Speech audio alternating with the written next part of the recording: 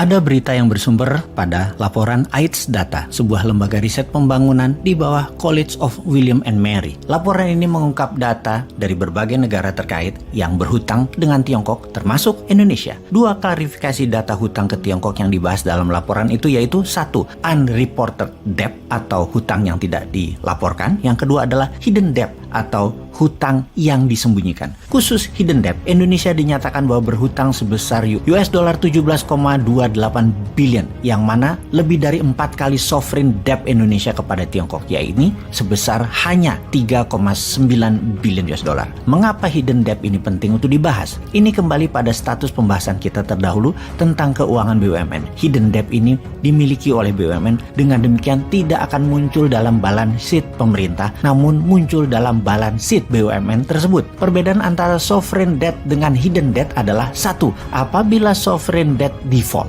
maka tidak ada satu negara pun di dunia ini dapat membangkrutkan negara lain karena sovereign debt ini. Biasanya menyelesaikannya dilakukan dengan revolving hutang dengan tenor dan bunga yang baru, atau diselesaikannya oleh IMF dan World Bank. Lain halnya dengan hidden debt. Jika default, maka satu, pertama, ditawarkan kepada pemegang saham mayoritas BUMN, yaitu pemerintah, untuk membayar debt ini, dan dua, jika tidak tersedia maka aset diambil, dan jika tidak cukup maka aset-aset pemerintah lainnya ikut disita. Ingat, ini bedanya ya. Inilah bahaya hidden debt. Garuda, PLN itu berpotensi hilang aset atau diakuisisi asing. Memang pejabat BUMN membantah bahwa hutang-hutang ini tidak dipublikasikan secara transparan kepada publik dengan merujuk pada laporan Bank Indonesia. Tetapi maksud hidden debt dalam penelitian ini lebih kepada tidak dimuatnya hidden debt ini di balance sheet pemerintah. Karena tetap saja pemerintah berpendapat bahwa penyertaan modal pemerintah dalam BUMN itu bukan fiskal. Ini aneh sekali. Ya,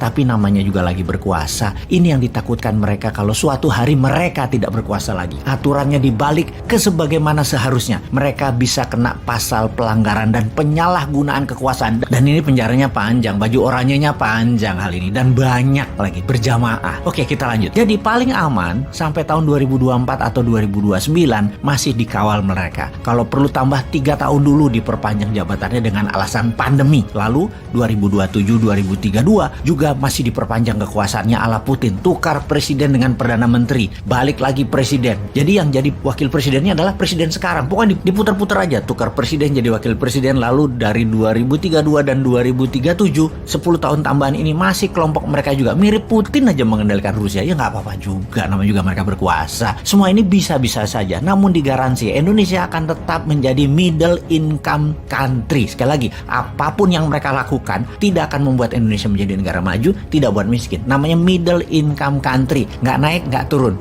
Ya udah, kalau rakyat emang senang begitu, pilih aja mereka lagi. Tapi kalau mau maju menjadi superpower, pilih new mind. Sekali lagi, Indonesia dibuat tidak kaya dan dibuat tidak miskin, tetapi pejabat dan oligarkinya kaya raya melintir-melintir. Baiklah, kita kembali ke topik hutang disembunyikan dari APBN. Pada prinsipnya, ekonom barat tetap berpendapat hutang Tiongkok yang tidak dipublis atau hidden debt digolongkan kepada fiskal dengan istilah kuasi fiskal. Kuasi fiskal ini saat ini menjadi pertanyaan. Yang nanggung negara kok dibilang tidak ditanggung sih? Oh, kalau diangkat atau dimasukkan APBN menjadi hutang negara, maka akan tercatat hutang negara dari PDB bisa membuat pemerintah saat ini di-impeach dan bisa dicopot di tengah jalan karena melebihi batas hutang. Wih, jangan sampai terjadi begitu deh. Oke deh, kita sambung untuk menyaksikan video lain lagi yang bisa menjadi pelajaran buat Anda semua. Terima kasih sahabat. Pemerintah utangnya meningkat, ya. Pemerintah bilang kecil utangnya itu bandingkan sama Jepang. Jepang itu utangnya 215% dari PDB, Indonesia cuma 29%. Tapi jangan lupa Jepang juga ngasih pinjam ke Amerika, jadi dia debitur dan kreditur. Indonesia bunganya tinggi, Jepang bunganya 0, jadi bebannya besar. Kemudian Jepang utangnya itu 90% kepada rakyatnya sendiri, jadi kalau bayar bunga uangnya nggak lari. Indonesia tertinggi di dunia, utangnya yang dipegang oleh asing, bonds ya gitu. Jadi jangan nyesatkan juga dong gitu, seolah-olah Indonesia utangnya nggak ada apa-apa gitu.